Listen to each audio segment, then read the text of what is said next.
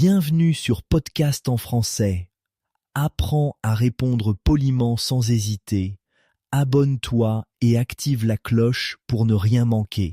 Tu sais, ça m'arrive souvent d'être dans une situation où je veux être poli, mais je ne trouve pas les mots. C'est frustrant. Oui, je te comprends. Parfois, on veut bien faire, mais les mots ne viennent pas. Comme quand on doit remercier quelqu'un pour un cadeau qu'on n'aime pas vraiment. Exactement. On veut être sincère, mais aussi poli. Alors on finit par dire quelque chose de banal et on se sent un peu bête après. Et puis, il y a ces moments où on doit refuser une invitation sans blesser l'autre personne. C'est toujours délicat. Oh oui, surtout quand c'est quelqu'un qu'on apprécie. On ne veut pas qu'ils pensent qu'on les évite. En plus, il y a des moments où on pourrait être mal compris si on n'utilise pas les bons mots, comme quand on veut demander quelque chose au travail. Oui, demander un jour de congé, par exemple. On veut montrer qu'on est sérieux, mais aussi qu'on a besoin de ce temps libre. Et puis, il y a les moments où on est surpris et on ne sait pas quoi dire, comme quand quelqu'un te fait un compliment et que tu ne sais pas comment réagir. Ah, c'est vrai. On a envie de dire merci, mais parfois ça ne semble pas suffisant. On veut montrer qu'on apprécie vraiment. C'est pareil quand on doit exprimer des condoléances. On veut être empathique, mais c'est difficile de trouver les mots justes. Oui, c'est un moment délicat. On veut montrer qu'on est là pour la personne, mais on a peur de dire quelque chose de maladroit. Et puis, il y a ces moments où on veut poser une question, mais on a peur de déranger. Tu sais, comme demander de l'aide à un collègue occupé. Oui, on hésite, on tourne autour du pot. On a peur de déranger ou de paraître incompétent. C'est vrai. Parfois, on se dit qu'on devrait juste se lancer, mais c'est plus facile à dire qu'à faire. Et puis, il y a ces situations où on doit donner notre avis, mais on ne veut pas blesser quelqu'un, comme quand un ami demande notre opinion sur un projet.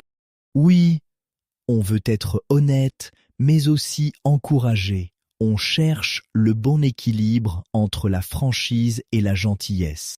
C'est pareil pour les excuses. Quand on est vraiment désolé pour quelque chose, on veut que l'autre personne le ressente. Oui, et on veut aussi que la personne sache qu'on ne refera pas la même erreur. On veut montrer qu'on est sincèrement désolé. Parfois, je me demande s'il ne vaut pas mieux juste être honnête et simple. Peut-être que c'est ça, la vraie politesse. C'est une bonne idée. Être authentique, c'est souvent mieux que de chercher les mots parfaits. Tu sais, parfois juste un merci suffit. Même si ça semble simple, ça peut être très puissant quand c'est sincère. Oui, un simple merci peut dire beaucoup. Et dans le même sens, un désolé bien placé peut aussi apaiser beaucoup de situations. C'est vrai. Et puis, quand on n'est pas sûr, on peut aussi utiliser des phrases comme « je comprends » ou « je vois ». Exactement. Ça montre qu'on écoute et qu'on est là. Parfois, c'est tout ce dont l'autre personne a besoin. Et pour refuser une invitation poliment, dire « je ne peux pas cette fois-ci » peut être suffisant. Ça montre qu'on apprécie l'invitation, mais qu'on a d'autres obligations. Oui, et ajouter un « merci de m'avoir invité » rend la réponse encore plus gentille. Ça montre qu'on est vraiment reconnaissant. Quand on reçoit un compliment, un simple « merci, c'est gentil » fonctionne bien. Pas besoin de chercher plus loin. C'est vrai. Et si quelqu'un te demande comment tu vas et tu ne veux pas trop en dire, un « ça va, merci » fait l'affaire. Pour les condoléances, un « je suis désolé pour ta perte » reste une bonne option. C'est simple, mais ça montre qu'on pense à la personne. Oui, c'est vrai. Et quand on veut demander de l'aide, commencer par « excuse-moi de te déranger » peut aider à adoucir la demande.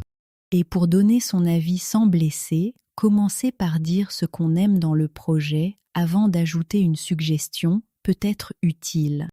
Oui, ça montre qu'on est constructif. Et quand on doit faire des excuses, un « je suis vraiment désolé, je ne voulais pas » peut faire toute la différence.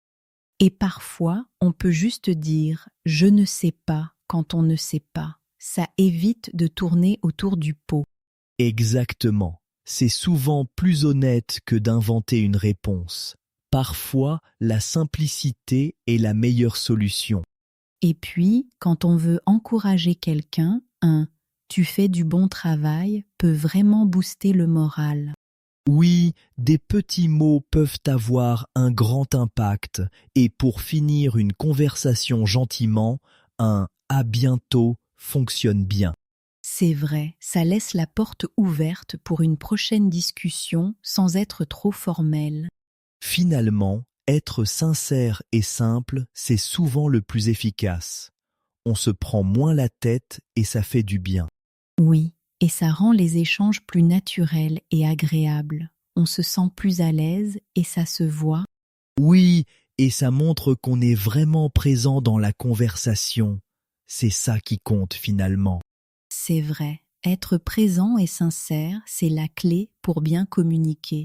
Exactement. C'est ce qu'on cherche tous finalement.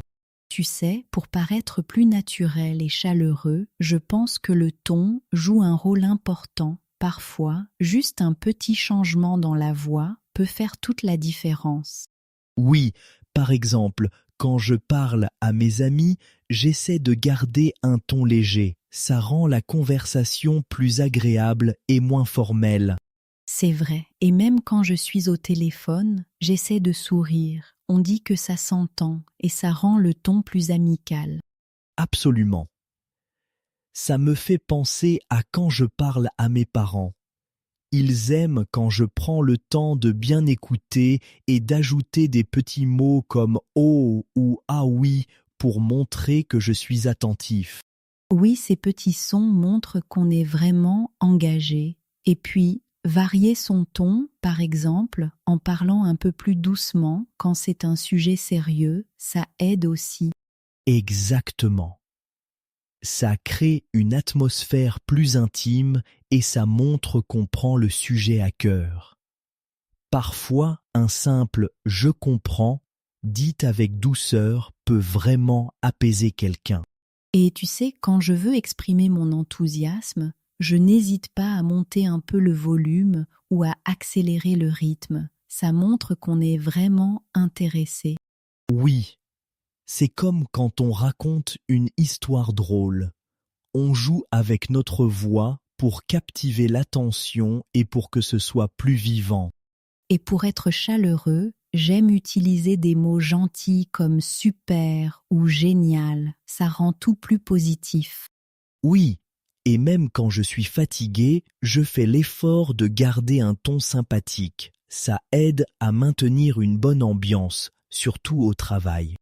Exactement. Et parfois, juste en ajoutant un petit rire ou un c'est vrai à la fin d'une phrase, ça change tout. Ça montre qu'on est de bonne humeur.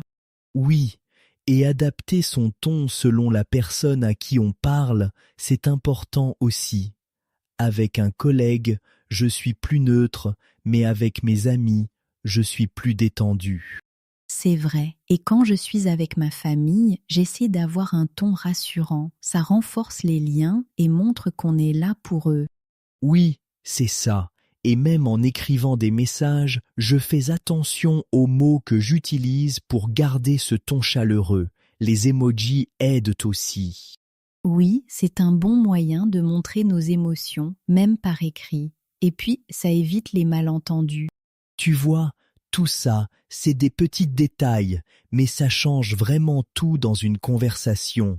Ça la rend plus humaine et plus vraie. Oui, et ça nous permet de mieux connecter avec les autres. Après tout, c'est ça qui rend les échanges si précieux. Exactement. Être présent, attentif et chaleureux, c'est ce qui fait la beauté de la communication.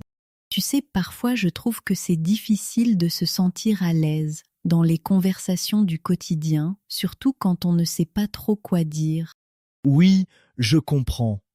surtout quand on est un peu timide ou qu'on a peur de dire quelque chose de travers.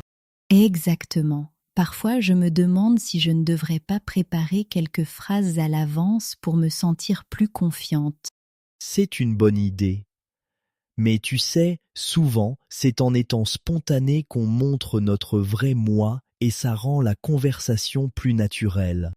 Oui, c'est vrai. Parfois, juste un simple comment ça va avec un sourire peut ouvrir la porte à une belle discussion. Oui, et aussi poser des questions sur l'autre personne aide à garder la conversation fluide. Les gens aiment parler d'eux-mêmes. C'est vrai, et ça montre qu'on s'intéresse vraiment à eux. Même des questions simples comme tu as passé une bonne journée peuvent en faire la différence. Oui, et écouter vraiment les réponses, c'est important. Ça évite les silences gênants et ça montre qu'on est présent. J'ai remarqué aussi que parler de sujets légers comme la météo ou un événement récent facilite les échanges. Oui, c'est un bon point de départ. Et puis, on peut rebondir sur ce que dit l'autre pour approfondir la conversation. Et parfois, juste partager une petite anecdote personnelle peut rendre le tout plus vivant et amical. Oui, ça crée un lien. Les gens se sentent plus proches quand on partage un peu de soi. Parfois, j'ajoute un petit compliment, ça met de bonne humeur et ça détend l'atmosphère. C'est vrai, un simple « j'aime bien ton écharpe » peut faire plaisir et lancer une discussion. Oui, et en plus, ça montre qu'on est attentif aux détails. Et puis, c'est toujours agréable de recevoir un compliment. Absolument. Et même si on se trompe ou qu'on ne trouve pas les mots, ce n'est pas grave. L'essentiel, c'est d'essayer.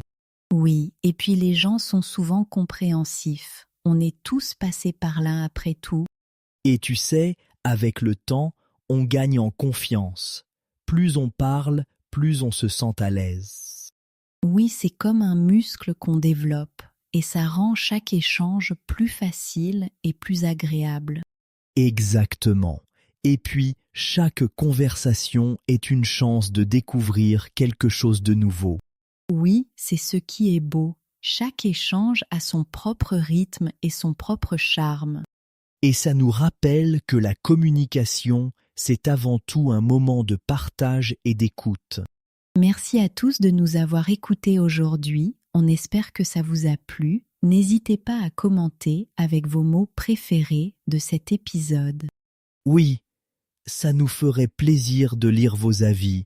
Et n'oubliez pas de liker, de vous abonner et d'activer la cloche pour ne rien rater. À bientôt. Le ton. Le ton de sa voix change quand il est heureux. Un ton chaleureux rend la conversation agréable. La conversation. La conversation avec elle est toujours intéressante. Une bonne conversation peut améliorer la journée. Un sourire.